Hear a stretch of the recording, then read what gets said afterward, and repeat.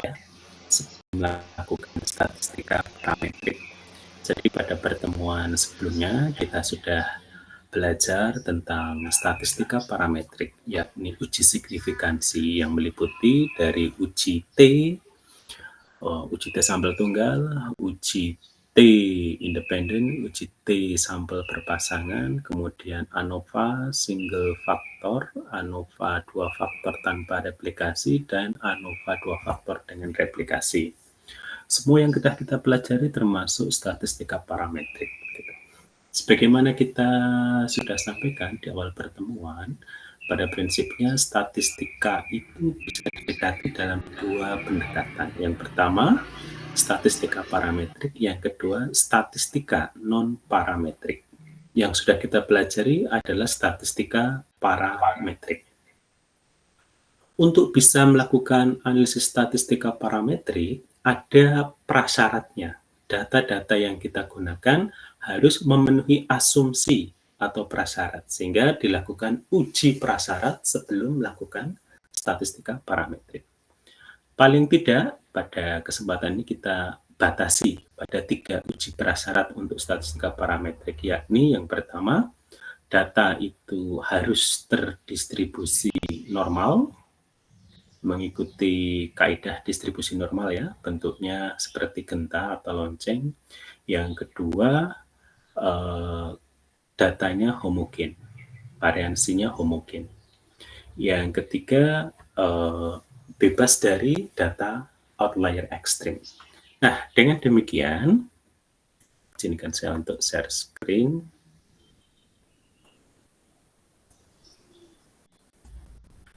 Dengan demikian, kita akan belajar tentang uji prasyarat tersebut. Ya, sebenarnya ini harusnya disampaikan di awal ya, tapi tidak apa-apa kita taruh di belakang. Tujuan saya taruh ini di belakang adalah supaya ada pemahaman yang berkesinambungan bahwa nanti kalau ternyata uji prasyarat atau uji asumsi statistika parametrik tidak terpenuhi, maka kita bisa melanjutkannya kepada uji yang lain selain statistika parametrik, yakni statistika non-parametrik. Statistika non-parametrik akan kita bahas pada minggu depan insya Allah. Jadi sengaja saya taruh di tengah-tengah ini supaya mendapatkan pemahaman yang utuh bahwa kalau syarat-syarat ini tidak terpenuhi, maka kita lanjut ke statistika non-parametrik. Nah, di sini tadi sudah saya sampaikan, kenapa uji asumsi statistika parametrik itu diperlukan, atau uji prasyarat yang meliputi tadi ada uji distribusi normal, uji homogenitas, dan outlier. Sebenarnya masih ada lain, ada uji korelasi dan sebagainya. Tapi untuk kali ini kita batasi pada 3 yang penting ini dulu. Nah, uji prasyarat ini diperlukan untuk menjamin bahwa kemarin kita sering menggunakan istilah p-value gitu ya, sehingga di sini tujuan dari uji prasyarat adalah menjamin bahwa nilai p-value yang akan kita gunakan untuk mengambil keputusan itu valid, gitu ya, sehingga dalam ini kita bisa terhindar dari kesalahan tipe 1 atau 2, yakni menolak atau menerima A0 yang salah. Yang kedua, kita berupaya untuk mendapatkan keakuratan estimasi, yang mana rata-rata selang kepercayaan dan koefisien regresinya, tanda kutip, itu benar secara statistika bila diasumsikan datanya normal dan homogen. Ini biasanya nanti kalau kita semacam membuat model regresi dan sebagainya. Yang ketiga, ini tadi yang saya sampaikan ya, mengarahkan pada metode alternatif. Maksudnya, bila uji prasyarat ini gagal dipenuhi, maka kita bisa lanjut kepada uji yang lain, yakni uji non-parametrik seperti Kruskal-Wallis, Ben-Whitney, dan sebagainya yang akan kita pelajari pada pertemuan selanjutnya. Nah, kali ini kita akan belajar tentang apa dan bagaimana uji prasyarat itu dilakukan. Salah satunya dengan uji Shapiro-Wilk dan juga uji Levin serta uji Bartlett. Untuk apa? Yang pertama adalah untuk menguji normalitas data. Apakah data yang kita miliki ini berdistribusi normal atau tidak? Yang kedua, kita ingin menguji apakah ada variansi di dalam data-data yang kita punya. Jadi variansi antar kelompok data atau antar kelompok perlakuan yang kita punya. Dengan bisa menggunakan uji Levin atau uji Bartlett.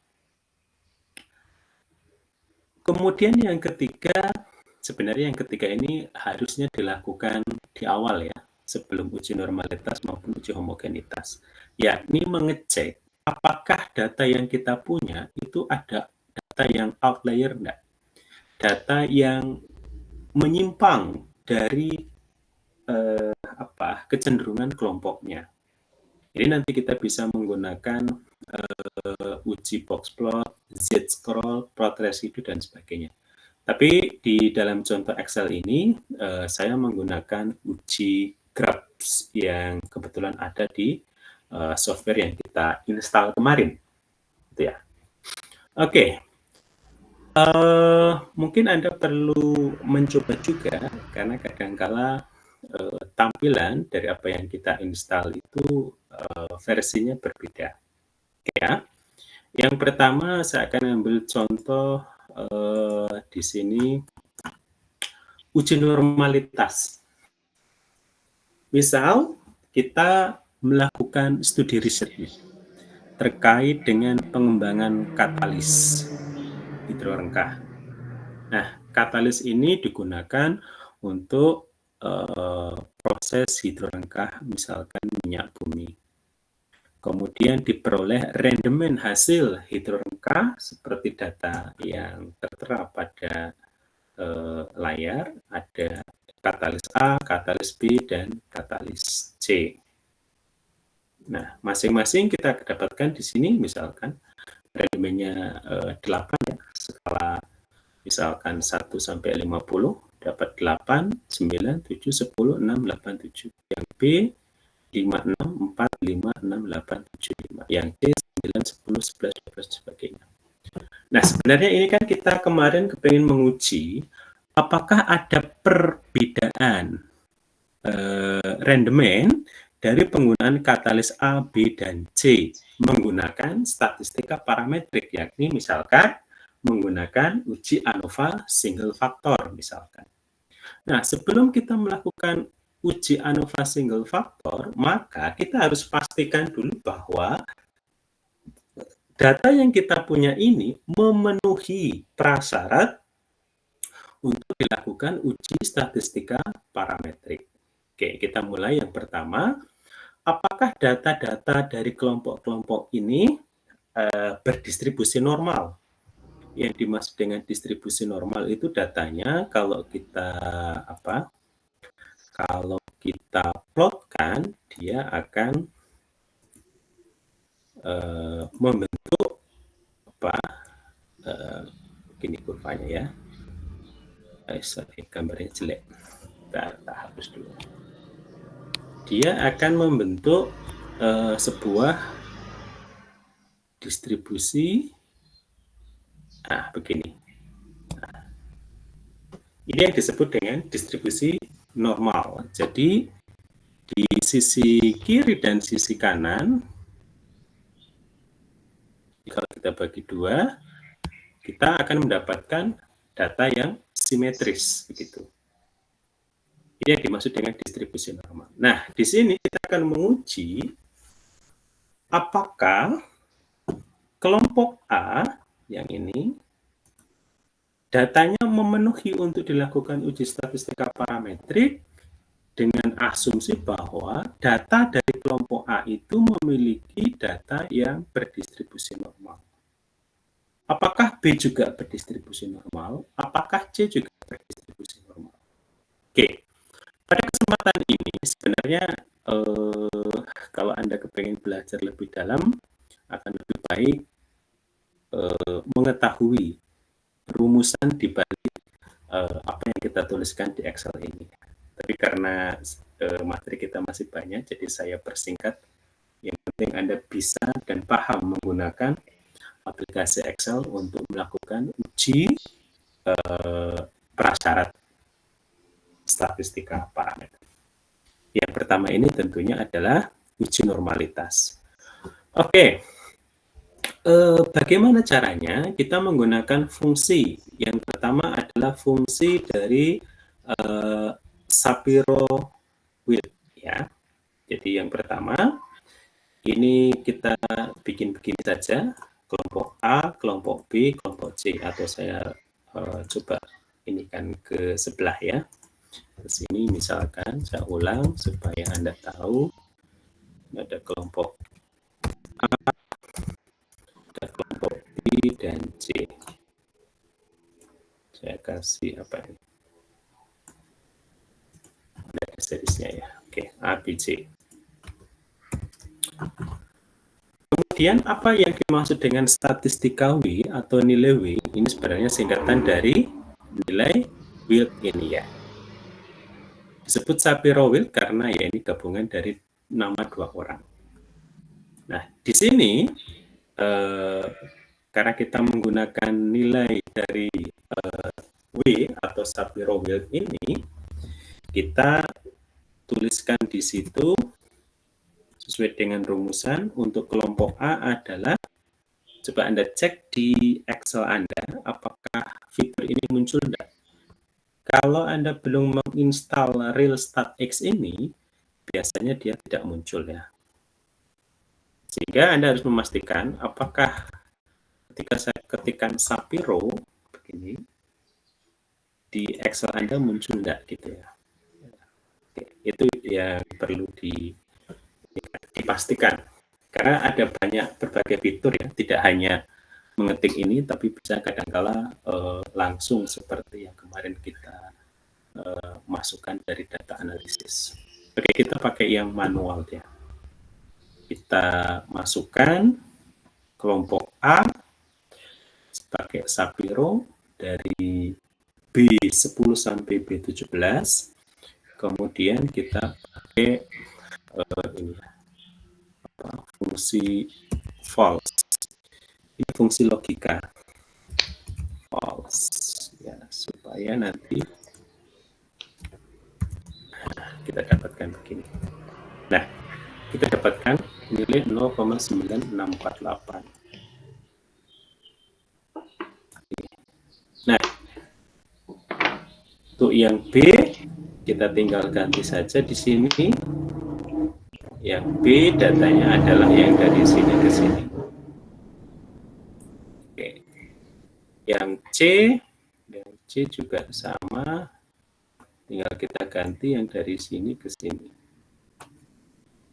Nah, itu kita sudah mendapatkan nilai Shapiro-Wilk-nya.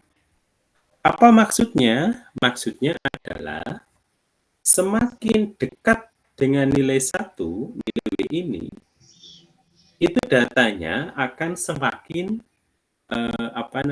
lebih terdistribusi normal bentuknya. Lebih mengikuti bentuk distribusi normal datanya. Jadi kalau nilai W-nya ini mendekati 1, maka data itu lebih mendekati data distribusi normal. Oke. Di samping nilai W, kita juga bisa menggunakan nilai p-value sebagaimana kemarin kita selalu menggunakan nilai p-value untuk membuat keputusan gitu ya. Oke. Maka kita bisa menggunakan p-value. Ya. Ini sebenarnya bisa salah satu yang dipakai sih, tapi dalam hal ini karena kita sedang belajar, jadi saya perlu menyampaikan kedua-duanya. Sebenarnya antara nilai W dengan P itu ya hampir sama. Oke, nilai p-value di sini kita menggunakan Shapiro-Wilk test, atau kalau di situ kita menggunakan fungsi SW, cari yang ada SW test, yang di bawah ya, SW test. Nah, SW test ini kita klik yang kelompok A, kemudian pakai fungsi logika false 2 kali. Ada yang salah ini, salah ngetik.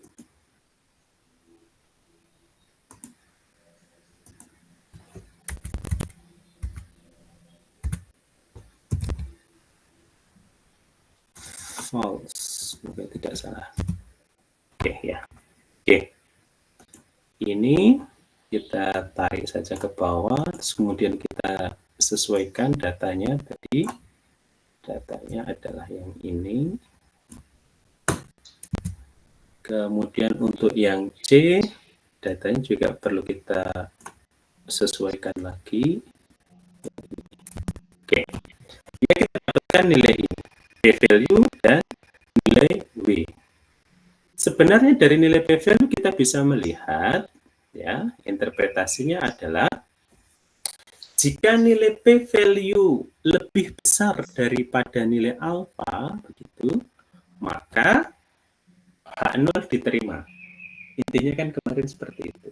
H0 diterima artinya bahwa datanya berdistribusi normal. Kalau kita lihat di sini kelompok A p-value-nya 0,8 lebih besar daripada 0,05 ya. 5% itu 0,05 yang kemarin yang kita masukkan tadi. Pada taraf signifikansi 0,05, oh berarti kelompok A datanya berdistribusi normal. Oh artinya memenuhi syarat untuk dilakukan uji statistika parametrik. Yang data B juga berdistribusi normal, data C juga berdistribusi normal. Loh Pak, kalau dari nilai p-value saja bisa diketahui, ngapain kita menghitung nilai W, begitu ya. Ada kalanya kita kepingin melihat data mana yang lebih berdistribusi normal antara kelompok A atau kelompok B. Biasanya dalam kasus ini adalah mana yang lebih berdistribusi normal ketika ada data outlier. Ketika data outliernya kita keluarkan, mana yang lebih normal. Gitu. Meskipun ininya bisa nilainya sama. Tapi kalau misalkan di sini ada kayak gini misalkan kasusnya ya. Kalau ini kan kita hanya bisa mengambil nilai bahwa 0,8 lebih besar daripada 0,05 artinya bahwa datanya berdistribusi normal. Tapi kalau kita bandingkan misalkan ini 0,96 kelompok A, kelompok B, kelompok C, maka antara kelompok B dengan kelompok A datanya lebih berdistribusi normal yang kelompok A. B dengan C lebih berdistribusi normal yang kelompok C. A dengan C bentuknya relatif sama. Hanya itu saja sebenarnya. Tapi secara keseluruhan dapat kita simpulkan bahwa ya dari nilai p-value ini ketika data ini berdistribusi normal. Sehingga kita bisa membuat kesimpulan dari nilai p-value ataupun dari nilai W tadi. Ya, ini saya tuliskan dalam nilai p-value ya supaya konsisten maksudnya. Kelompok A nilai p-value-nya 0,82 lebih besar daripada 0,05, artinya H0 diterima. Kalau H0 diterima artinya datanya berdistribusi. Sebenarnya di balik ini ceritanya adalah kita melakukan uji hipotesis seperti kemarin ya, ketika bikin ANOVA, UJT dan sebagainya. Di mana hipotesis 0 kita mengatakan bahwa datanya berdistribusi normal. Anti hipotesisnya adalah datanya tidak berdistribusi normal. H0 diterima jika nilai p-value lebih besar daripada nilai alfa. Kira-kira begitu ceritanya. Sehingga kita dapatkan kesimpulan di sini. Oke, baik. Kelompok A maupun B maupun C telah memenuhi syarat distribusi normal. Lanjut ya. Kalau ini udah oke, sekarang kita akan lanjutkan. Apakah data ini homogen enggak dari sisi variansi ya, homogenitas. Artinya ada variansi enggak antar kelompoknya. Jadi kalau saya punya data ini kayak tadi, kita akan menguji apakah ada variasi yang signifikan antara data-data dari kelompok A, data-data dari kelompok B, data-data dari kelompok C, dan sebagainya. Maka di sini kita menggunakan uji Levin atau Bartlett. Anda bisa pakai salah satu. Misal saya punya data ini ya, sama yang kayak tadi.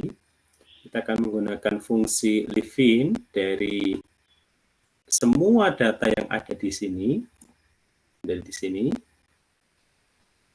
Kemudian kalau uji Levin saya menggunakan argumen 0, maksudnya adalah, jadi kalau di dalam distribusi normal, 0 itu adalah pusat data, atau nilai rata-rata, atau nilai tengahnya.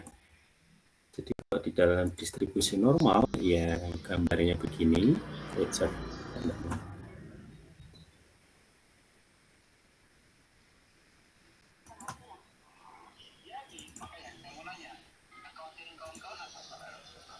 Yang dia punya distribusinya begini, maka titik tengah yang ada di tengah ini adalah nilai 0. Yang sini negatif, yang sini positif. Gitu. Nah, artinya nilai rata-rata itu ada di tengah itu tadi. Itu yang dimaksud dengan argumen 0 di dalam fungsi Levin tadi. Oke, di sini kita kalau menggunakan uji Levin test, seperti biasa, Anda bisa mengetes di Excel Anda, muncul enggak fungsi-fungsi seperti kalau saya ketikkan sama dengan Levin test, oh ini ada Levinnya keluar, begitu ya. Nah, Levin test ini untuk uji variansi antar kelompok, kalau tadi uji normalitas mengujinya tiap kelompok, kalau untuk uji variansi antar kelompok ini kita blok semuanya. Blok semuanya. Kemudian di sini pakai nilai tengah rata-rata 0. Jadi begini. Nah, nilai 1. Lalu bagaimana mengambil kesimpulannya? Kita bandingkan terhadap nilai alfa 0,05 ya. Anda bisa pakai 0,01 dan sebagainya. 0,05 atau 5%. Ini ya, nilai Levin testnya itu 1. Nilai alfanya 0,05. Karena nilai Levin testnya itu lebih besar daripada nilai alfa, H0 diterima. Gitu ya. Ini sebenarnya sama kayak yang di depan tadi. Artinya kalau H0 diterima, berarti datanya homogen. Oke. Coba kita menghitung dengan metode Bartlett. Nah, Bartlett itu hampir sama sebenarnya. Kita cuma mau menguji apakah fungsi-fungsi Levin atau Bartlett itu sudah muncul di data Anda atau belum. Oke, kita munculkan di sini Bartlett. Sebenarnya ada Bartlett test di sini sebenarnya ada ya. Tapi saya pakai yang ini saja dulu. Nah, Bartlett testnya sebenarnya ada sendiri. Oke. Nah, didapatkan angka yang 0,998. Ini kalau dibulatkan juga hampir sama seperti uji Levin ya, 1. Nah, kita bandingkan terhadap nilai alfa 0,05. Karena 0,09 itu lebih besar daripada nilai alfa, maka H0 diterima. Oke. Artinya datanya bersifat homogen. Variansi antar kelompoknya itu tidak signifikan. Itu yang dimaksud dengan uji homogenitas variansi. Untuk melakukan uji ini, misalkan uji Levin atau uji Bartlett, itu kadang ada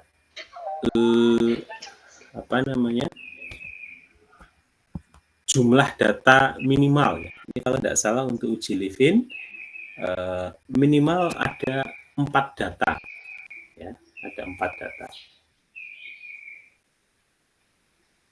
Jadi kalau ada 4 data ya minimal ada 2 dari kelompok A, 2 dari kelompok B. Sehingga supaya aman biasanya ini dibikin menjadi 6. 3 dari A, 3 dari B misalkan. Itu minimalnya ya. Kalau kurang dari 4 itu biasanya tidak bisa dilakukan oleh uji Levin. Jadi kalau begitu Anda tahu berapa jumlah sampel yang harus disiapkan ketika akan melakukan uji homogenitas maupun uji normalitas gitu ya. Oke, untuk yang terakhir ini sesungguhnya harusnya Anda lakukan lebih dahulu ya, supaya Anda tahu tentang apakah data-data yang saya punya ini ada data yang outlier atau tidak. Seringkali kita melakukan titrasi 1, 2, 3, kenapa diulang 3 kali, untuk melihat apakah data yang kita peroleh ini kebetulan atau memang menunjukkan konsistensi. Nah, di sini kita bisa menggunakan uji Krapf. Ada berbagai macam uji sebenarnya ya, tapi ini kita pakai yang sudah ada saja di Excel yang kita install, yang versi real start-nya. Nah, untuk uji ini kita menggunakan fungsi di sini adalah data mana yang mau diuji. Nah, uji outlier ini tentu outlier dalam satu kelompok ya, dalam kelompok A, dalam kelompok B, dalam kelompok C. Apakah ada data yang dicurigai sebagai data yang outlier? Maka di sini kita menggunakan fungsi sama dengan graphs. R1 ini adalah rentang data, kemudian di sini adalah fungsi logika, ini false atau true begitu. Kemudian alfa adalah nilai signifikansi. Dalam kasus ini kita pakai 0,05. Boleh enggak pakai 0,01? Boleh. Artinya itu 1% toleransi kesalahannya. Atau 10%, jadi 0,1 misalkan. Yang nanti outputnya menghasilkan data outlier yang dicurigai, nilai graf perhitungan, dan nilai graf kritis. Kemudian yang terakhir adalah kesimpulan. Apakah nilai graf hasil perhitungan lebih besar atau lebih kecil daripada nilai graf kritis? Akan tertulis yes jika dia lebih besar dan no jika G perhitungan lebih kecil daripada G kritis. Kita simulasikan. Misalkan saya punya data seperti ini ya. Ada ABC. Oke ya, kita lihat datanya di sini 8, 9, 7, 10, 6, 8, 9, 7. Biasanya data-data outlier itu kalau kita urutkan itu yang mencurigakan itu yang ada di ujung-ujung. Bisa yang nilainya paling kecil, bisa juga yang nilainya paling besar. Tapi kalau kita mengurutkan ini kan wasting time ya, artinya wah ini nambah kerjaan gitu ya. Maka kita bisa menggunakan uji Krapf ini. Misalkan saya ambil contoh di sini ya. Untuk yang kelompok A kita ragu-ragu nih antara yang 10 atau yang 6, kan kira-kira begitu, yang dicurigai lah ya, kira-kira begitu. Maka kita bisa menggunakan fungsi sama dengan graph yang muncul, Anda cek di tempat Anda apakah muncul, kemudian dipilih ini rentangnya, terus kalau tempat saya pakai koma ya, mungkin tempat Anda bisa pakai titik koma atau titik 2, ya, bergantung versi Excel-nya gitu kadang-kala.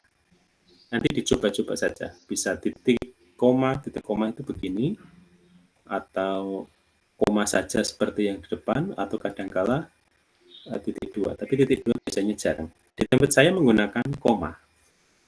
Jadi saya menggunakan koma, saya tuliskan nilai true untuk menyertakan labelnya ya, maksudnya true ini biar labelnya muncul gitu. true, biar labelnya muncul. Kemudian nilai alfa, taraf signifikansinya adalah 5% atau 0,05. Tempat saya koma itu menggunakan titik ya, berarti ini versi bahasa Inggrisnya. Oke, kalau sudah kita masukkan, nah dia akan muncul langsung datanya begini.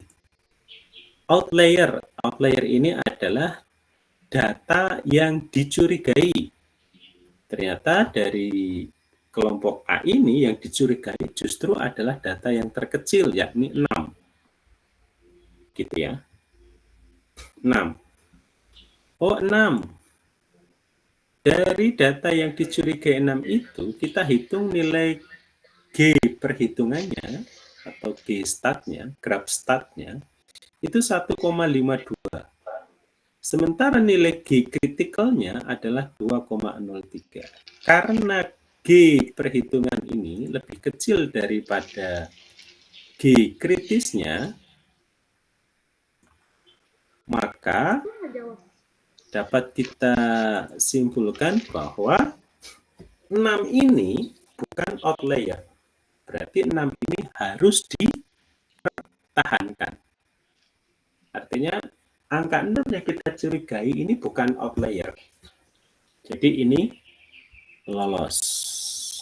Kita kasih warna hijau. Oke, sekarang kasusnya kalau untuk data yang kelompok B misalkan. Di kelompok B ini sama, kita menggunakan graphs, kemudian datanya rentangnya ini, kemudian kita panggil true, dan alfanya 0,05.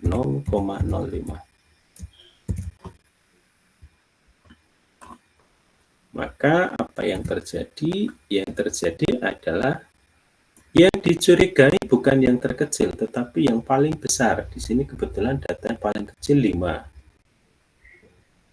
Besar 17. Nah, di sini ternyata yang dicurigai adalah data yang nilainya 17.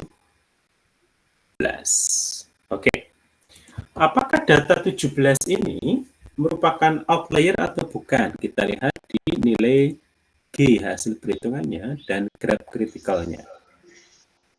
Nilai G hasil perhitungan diperoleh nilai 2,35, lebih besar daripada nilai G kritisnya. Artinya nilai signifikansinya yes. Artinya ini berbeda signifikan, gitu ya. Sehingga nilai 17 di data kita yang punya ini termasuk outlier. Gitu ya.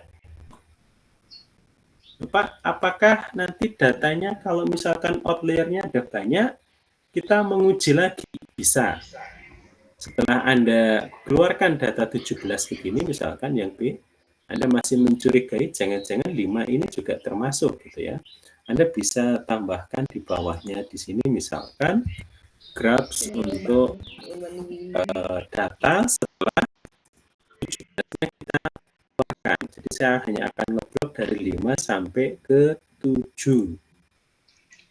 Terus koma, panggil labelnya true, kemudian 0,5.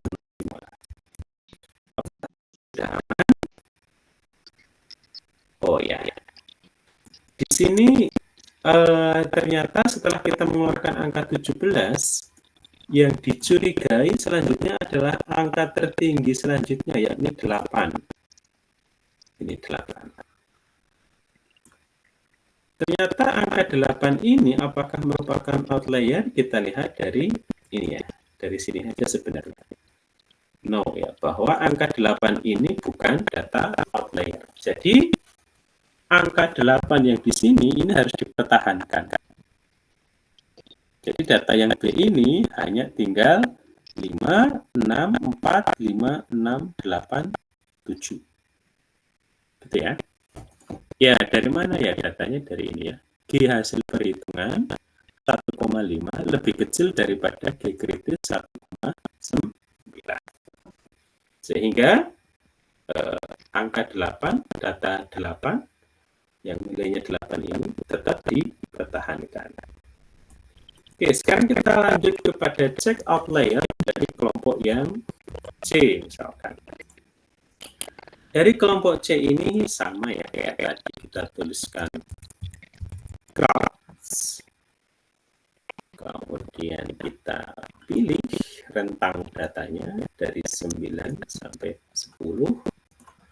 Kita kasih label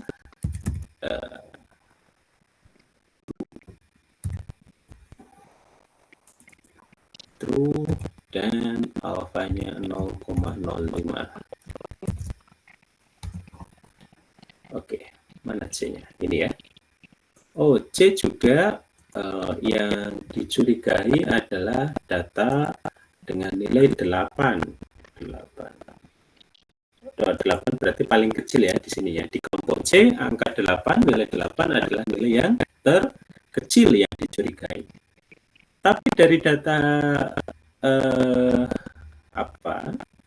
analisis graphs-nya di sini, nilai G hasil perhitungan 1,5 lebih kecil daripada 2,0. Oke. Artinya bahwa data dengan nilai 8 ini bukan outlier atau no di sini. Begitu ya. Nah, kira-kira begitu cara untuk menguji outlier data kita, apakah outlier atau bukan, dengan menggunakan real stats. Tapi ini bukan satu-satunya ya, ada banyak aplikasi statistika yang bisa untuk melakukan analisis outlier. Ini hanya merupakan salah satu saja yang versi gratis yang bisa kita manfaatkan untuk mengolah data. Nah, sebelum melakukan uji-uji statistika, memang idealnya kita melakukan pengecekan data, namanya pre-processing. Apakah ada data kita yang merupakan data outlier atau data simpangan? Misalkan begini, kita punya data simpangan. Apakah ada? Kalau ada kita keluarkan. Kalau keluarkan tinggal sisa ini misalkan nanti baru kita lakukan uji normalitas, uji homogenitas dan seterusnya. Tidak akan kali gitu maksudnya.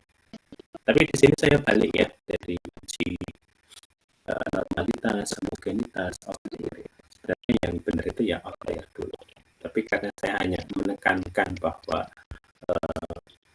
aspek yang penting di dalam statistika parametrik adalah uji asumsi terkait normalitas dan homogenitas varian. Oke, ini kira-kira selanjutnya, oke ya, ini saya batasi saja sampai sini ya. Saya mau masuk ke statistika non parametrik sebenarnya. Tapi karena ini bahasan yang terpisah dari statistika parametrik, jadi saya cukupkan di sini. Jadi kira-kira nanti kita akan belajar statistika non parametrik itu ada banyak di sini ya. Kalau kita cek di ANOVA kemarin, ketika kita ngecek ANOVA ini, di sini ada ini ya, ada fasilitas ini, living test ini, oh berarti ini dipakai. Jadi kalau Anda punya data, misalkan Anda klik yang data ini, misalkan, kemudian Anda ingin mengujinya dengan ANOVA, apakah diikuti dengan living test, uji living test tadi berarti terkait dengan uji homogenitas ya. Terus kemudian kalau ANOVA-nya tidak jalan, Anda bisa cek dengan ini yang non parametrik ya, yang Kruskal-Wallis ini. Kruskal-Wallis, kemudian kalau di sini kebetulan hanya ada Kruskal-Wallis. Ada ini juga WELF, ini juga non parametrik. Artinya kalau ANOVA-nya tidak memenuhi ini uji homogenitas, maka dia akan lanjutkan, akan diuji lanjut dengan metode Kruskal-Wallisnya gitu. Kira-kira itu yang ini ya. Jadi sebenarnya bisa Anda cek sendiri caranya, apa bedanya antara statistika parametrik, berarti parametriknya di sini adalah ANOVA. Non parametriknya adalah Kruskal-Wallis di sini. Nah, di sini ditengahi oleh uji Levin test. Kruskal-Wallisnya nanti apakah akan dilanjutkan dengan analisis lebih lanjut ya? Lebih lanjut itu kayak kemarin ANOVA single factor, kan kita ingin menentukan kelompok mana yang berbeda. Nah, nanti Anda bisa lanjutkan di sini kontras, mana yang berbeda, mana yang sama gitu ya, ada yang kontras dan sebagainya. Anda bisa cek-cek di sini. Nah, sebenarnya di sini kalau Anda eksplor juga ada banyak yang bisa dieksplorasi terkait dengan regresi ya. Nah, kayak gini. Sampai ada multiple linear regression. Jadi ini sudah masuk sebenarnya analisis multivariat yang nanti akan kita bicarakan setelah analisis non-parametrik. Contoh multiple linear regression ini kemarin ada apa ya? Mungkin ada yang jadi asisten ya. Nanti bisa Anda baca file Excel yang uji FTIR. FTIR itu kan kemarin kita gunakan absorbansi dari rentang panjang gelombang 950 sampai 1550. Ada 400 data. Jadi kalau biasanya Anda membuat kurva kalibrasi dengan cara begini, X-nya ini hanya ada satu, ini X, ini Y. Multiple linear regression itu yang sumbu X-nya itu tidak hanya satu. Ada X2, ada X3, dan sebagainya. Sorry. Jadi nilai X-nya tidak hanya satu. Ada X-nya itu kemarin itu sekitar ada 400 nilai X begitu. Coba bayangkan bagaimana kita mau membuat kurva kalibrasi yang sebenarnya kalau sederhananya kita seringkali diajarkan begini, ini parameter X, ini parameter Y, atau paling mudahnya misalkan X ini adalah konsentrasi, Y adalah absorbansi, gitu ya.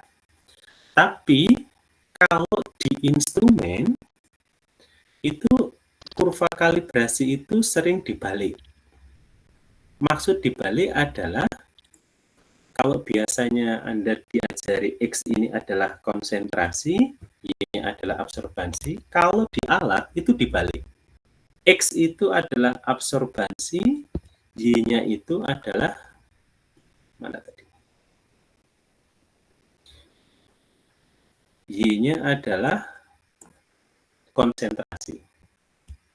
Jadi kalau Anda bisa mendapatkan persamaan absorbansi sama dengan ini gradien dikalikan dengan konsentrasi ditambah dengan intercept I.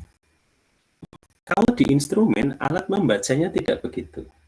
Konsentrasi adalah di sini gradien dikalikan dengan respon alat ditambah dengan I. Intercept maksudnya. Gitu. Nah, sehingga kenapa ini bisa terjadi? Karena ceritanya begini. Kalau Anda membuat variasi konsentrasi, misalkan dari 0 sampai dengan misalkan 100 ppm pada rentang misalkan 10-10, berarti 0, 10 ppm, 20, 30, 40, 50, sampai 100, siapa yang menggaransi bahwa konsentrasi konsentrasi yang Anda buat itu betul-betul sama dengan yang dimaksud. Misalkan Anda kepengen membuat 10 ppm, tapi ternyata penambahan aquadisnya itu kelewat sedikit dari ambang batas pada labu ukur. Jadinya kan tidak 10 ppm misalkan, jadinya adalah 9,95 ppm misalkan jadinya. Nah, itu akan memberikan efek bias yang besar terhadap hasil. Tapi berbeda kalau misalkan si respon alat seperti absorbansi dan sebagainya itu dijadikan sebagai variabel bebasnya, bukan variabel terikat. Gitu ceritanya. Ini lebih menjamin kedekatan dengan nilai sebenarnya karena alat itu sudah dibuat supaya errornya seminimal mungkin. Gitu. Jadi kalaupun Anda salah membuat konsentrasi di sini, ininya pasti ikut berubah. Yang perubahan nilai A itu ketelitiannya jauh lebih baik daripada human error, ceritanya begitu. Sehingga di sini konsentrasi sebagai Y dan absorbansi sebagai X.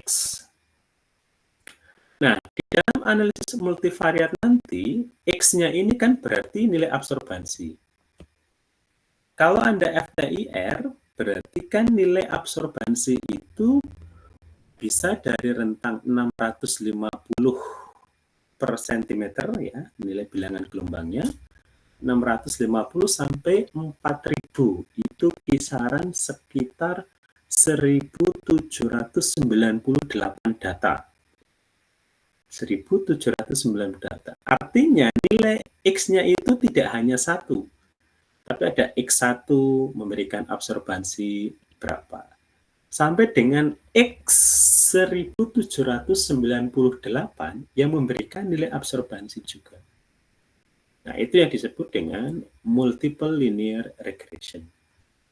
Nah, nanti di multiple linear regression itu kita diminta atau kita mengkaji kira-kira variabel mana saja sih yang memberikan kontribusi signifikan. Sehingga nanti X-nya akan direduksi. Hanya nilai X yang memberikan nilai p-value kurang dari 0,05. Misalkan dari 1798.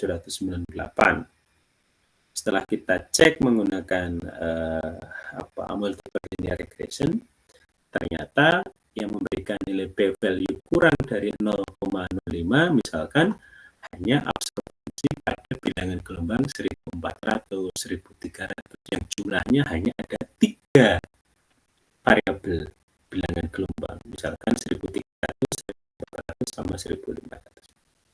Bayangkan dari 1798 dengan menggunakan model step-based multiple linear regression, kita diberikan informasi dari sekian banyak data yang punya signifikansi terhadap persamaan regresi ini hanya absorbansi pada bilangan gelombang tertentu, hanya 3 misalkan, atau mungkin 4, tapi biasanya jarang ya, dibikin ya biasanya maksimal 6. Kalau terlalu banyak kan juga tidak bagus gitu.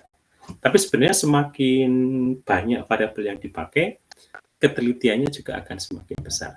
Tapi kan biasanya kita perlu simplifikasi gitu ya. Mana 1, 2, 3 parameter yang memberikan kontribusi yang signifikan terhadap hasilnya. Nah, itu nanti akan kita pelajari di analisis multivariat multiple regression setelah analisis non parametrik. Oke, sampai di sini ada pertanyaan? Oh, sebentar. Ada pertanyaan enggak ya? Saya terputus enggak ini? Tidak, Pak. Oh ya, oke. Kalau tidak ada pertanyaan, saya cukupkan sekian. Berarti kelas B kosong ya? Ada kelas B enggak di sini? Ada, Pak. Oh iya, Kosong. ya. Jadi saya share saja ke kelas B. Oke, terima kasih atas kebersamaannya. Mohon maaf. Terima kasih. Wassalamualaikum warahmatullahi wabarakatuh. Jangan lupa coba di Excel masing-masing ya, dicek ya. Terima kasih. Terima kasih.